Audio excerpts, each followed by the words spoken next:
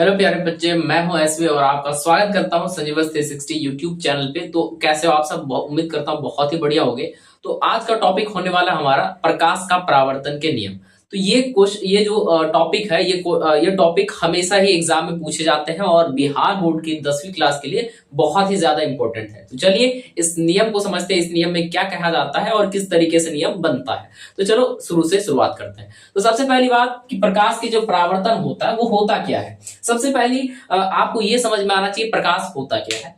प्रकाश के बारे में अगर आपसे कोई पूछे डेफिनेशन क्या है प्रकाश का, तो आप क्या बताओगे? तो प्रकाश वह कारक है जिसकी सहायता से हम किसी भी वस्तु को देख सकते हैं। और ये परावर्तन क्या होता है सर? जब कोई सतह से अगर प्रकाश टकराता है तो उसके बाद जो परावर्तित किरणें होती है, जो मतलब टकरा के वापस जो जाने वाली किरण होती है, तो उसी को ही हम लोग परावर्तन कहते हैं। और इस परावर्तन को अच्छे से समझते हैं अभी। अब जैसे आपने अभी घर पे शीशे देखा होगा या फिर कुछ भी जिस समय आप अगर आईना कंघी या किसी भी चीज का यूज करते हो, तो आप अगर चेहरा देख पा रहे हो तो ये भी किसका कारण से देख पा रहे हो? तो ये भी परावर्तन के कारण से देख पाते हो। और परावर्तन कैसे होता है, किस तरीके से होता है, इस नियम को समझते हैं। और प्रकाश के परावर्तन के कितने नियम होते हैं ये वीडियो में साफ साफ क्लियर हो जाएगा। चलिए इस वीडियो को देखते हैं। चलो यहाँ पे सबसे पहले प्रकाश के परावर्तन का नियम का है टॉपिक है अपना, और अपना टॉपिक सिंपल सा है। और आप सबसे पहली बात, जब भी प्रकाश के परावर्तन को नियम को जब आप समझना चाहो या किसी को समझाओ, तो बस एक चीजें करनी है। वो क्या चीज करना है? आपको एक है ना दर्पण बनाना है। एक क्या बनाना है? एक दर्पण बनाओ। और इस दर्पण का क्या नाम होता है जल्दी बताओ, है ना? इस दर्पण का क्या नाम होता है? जल्दी जल्दी अपने कमेंट में आंसर करो। सर इस दर्पण का नाम होता है क्या? जल्दी बताओ। सर इस दर्पण को हम लोग समतल दर्पण कहते हैं। कौन सा दर्पण? सर समतल दर्पण, यानी वह दर्पण जो अपने घरों में यूज होता है, आप है ना चेहरा देखने के लिए करते हो। ठीक।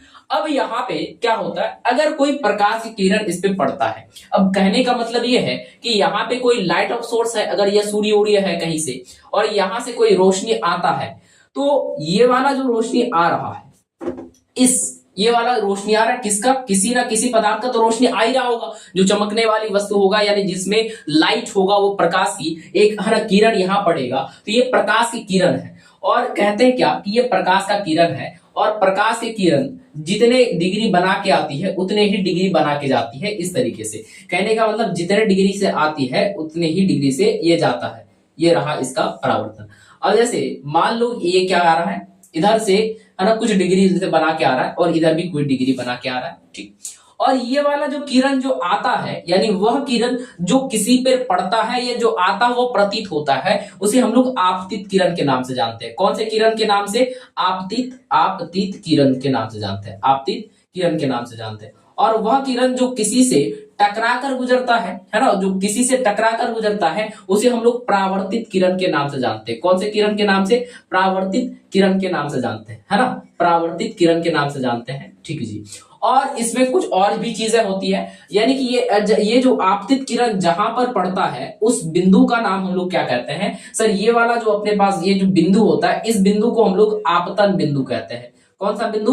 सर आपतन बिंदु कहते हैं। और ये आपतन बिंदु है ना, आपतन बिंदु कहाँ होता है? सर ये समतल दर्पण के सरफेस पे होता है। और आपतन बिंदु से सर एक जो लंब यानी एक जो सीधी इधर लाइट जो गुजरती है, सर इसी को तो अभिलंब कहा जाता है। क्या कहा जाता है सर? है ना, आपतन बिंदु से खींचे गए लंब को अभिलंब कहा जाता है। यानी ये अपने पास एक अभिलंब हो गया, है ना?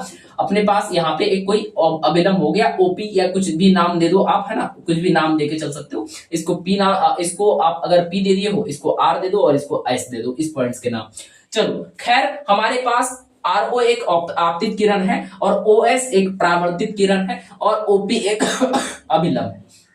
ठीक। ये क्या है सर? ये अभिलंब है ना, अभिलंब है। और उसके बाद सर और क्या होता है? यहाँ जो सर यहाँ कुछ जो कोण बना रहा है, इस कोण का नाम क्या है? जल्दी बताओ। सर ये वाला जो कोण बन रहा है, सर इसका नाम होता है आपतन कोण। कौन सा कोण? सर आपतन कोण।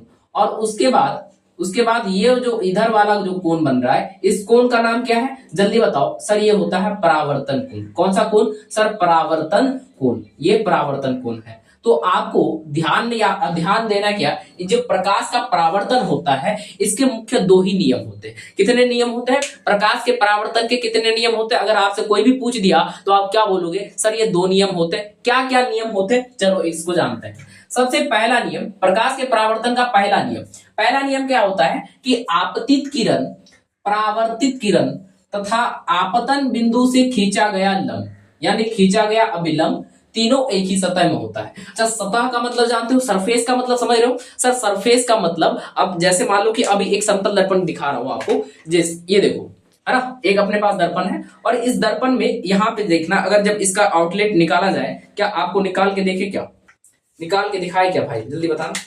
हाँ जल्दी, 1 मिनट यार।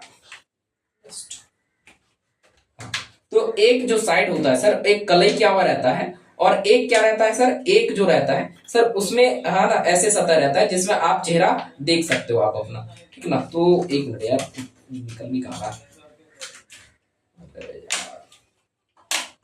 जो चलो यार रहने दो। आप एक बात समझो, ये वाला जो है, ये वाला एकदम सरफेस आपको दिख रहा है जिसपे आप अपना चेहरा देख पा रहे हो या कैमरा देख पा रहे हो, है ना। तो लेकिन अब यहाँ पे सर, अब इसके अगर इस तरीके से देखा जाए तो आप इधर नहीं देख पा रहे हो। देख पा रहे हो क्या सर? बिल्कुल नहीं देख पा रहे हो। तो जब आप नहीं देख पा रहे हो तो इस चीज को हम लोग क्या कहेंगे? और इस टाइप, ये वाला जो सरफेस है, ये एक सरफेस हुआ और उसके बाद यह एक सरफेस हुआ, ये दो सरफेस है। और कहते हैं ये वाला अगर इस तरीके से यहाँ पे रखा जाए और इस पे कोई किरण आए, यहाँ पे अगर कोई किरण पड़े तो इधर जाएगा? बिल्कुल जाएगा सर। यहाँ पे अगर कोई लेजर लाइट मारते हैं तो इधर जाता है। तो सर ये वाला आपतित किरण हुआ और ये वाला परावर्तित किरण हुआ, और यहाँ जो बिंदु से खींचा गया लंब है इसको अभिलंब कहे। और ये जो अभिलंब हुआ, तो ये तीनों कितने, कौन से सतह में है सर? तीनों यहाँ देखा जाए तो सर बिल्कुल ये ऊपर वाले ही सतह पे है, बिल्कुल, है ना, ये ऊपर वाले ही सतह पे, नीचे वाले सतह तो गया नहीं, क्योंकि अगर ये रिफ्लेक्ट हो रहा है तो इसका मतलब सर ये क्या हो रहा है कि अगर ये रिफ्लेक्ट हो रहा है तो इसका मतलब सर ये तीनों एक ही सतह में होते हैं। पहला नियम क्या होता है? प्रकाश के परावर्तन का पहला नियम कहता है सर, आपतित किरण, है ना, आपतित किरण, परावर्तित किरण, आपतित किरण परावर्तित किरण, परावर्तित किरण, परावर्तित किरण तथा आपतन बिंदु से खींचा गया लंब, आपतन बिंदु से क्या कह रहे हैं? आपतित किरण, परावर्तित किरण तथा आपतन, है ना, ये अभिलंब, है ना, आपतन बिंदु नहीं, है ना, खींचा गया से लंब, या तो आपतन, है ना, अभिलंब सीधे कह दो उसको, है ना, अभिलंब।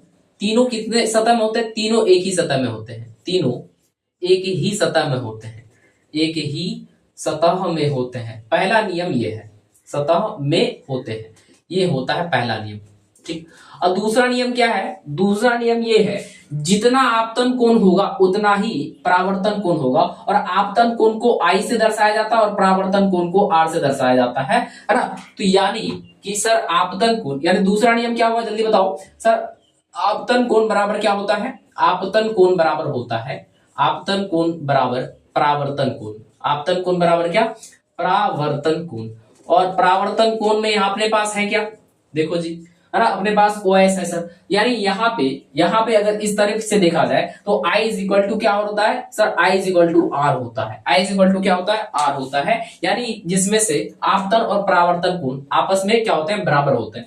अगर यहाँ पे आपतन कोण अगर 30 डिग्री है तो ये परावर्तन कोण भी कितना होगा सर? 30 डिग्री होगा, है ना। अगर ये दोनों, ये अगर यहाँ 25 डिग्री हो जाए तो ये भी 25 डिग्री हो जाएगा। अच्छा, एक बात और, तीसरा सिचुएशन आप देखो कि अगर कोई आपतित किरण अगर अभिलंब पे हो तो उसका आपतन कोण और परावर्तन कोण कितना होगा? जल्दी बताओ। अगर कोई आपतन बिंदु अगर उसके अभिलंब पे हो तो उसका आपतन कोण और परावर्तन कोण क्या होगा? जल्दी बताओ, जरा बताओ सर। अगर कोई आपतन कोण इसी पे आ रहा है, यानी आपतित किरण इसी में आ रहा है सर, इसमें जो आपतन कोण होगा वो तो परावर्तन कोण के बराबर होगा ही, लेकिन होगा कितना भाई? होगा कितना? जल्दी बताओ। आपतन कोण बराबर परावर्तन कोण होता है, ये दूसरा नियम है ना। तो सर होगा कितना सर? 0 डिग्री होगा। कितना डिग्री होगा सर? अगर कहीं इसी पे आ रहा है तो वो कितने डिग्री का होगा सर? वो 0 डिग्री का होगा। क्या ये बात आपको समझ में आया? क्लियर है यहाँ तक?